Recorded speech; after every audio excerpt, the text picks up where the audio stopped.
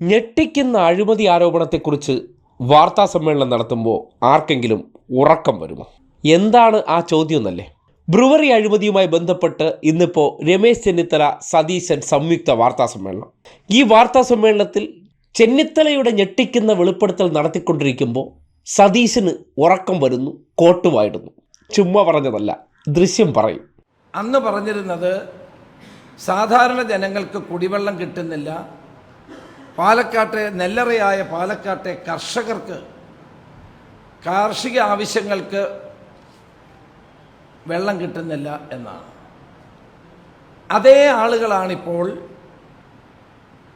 Oasis commercial private limited എന്ന കമ്പനിക്ക് ethanol plant, multi feeds distillation unit, Indian നിർമ്മിത വിദേശ മദ്യ bottling unit, brewery, malt spirit plant, brandy wine plant എന്നിവ ആരംഭിക്കുന്നതിനുള്ള അനുവാദം കൊടുത്തത്. കണ്ടോ? സാധാരണഗതിയിൽ വളരെ ഞെട്ടിക്കുന്ന വിഷയമാണെങ്കിൽ ആർക്കെങ്കിലും ഉറക്കം വരൂ? നമ്മൾ കൂടുതൽ ജാഗ്രതയോടെ, കൂടുതൽ ഗൗരവതരമായി ആ വിഷയത്തെ സമീപിക്കും, പ്രതികരിക്കും.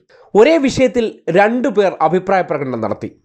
രണ്ടുപേരും കർണാടകയുടെ സ്പിരിറ്റ് മാഫിയ സ്പോൺസർ ചെയ്ത്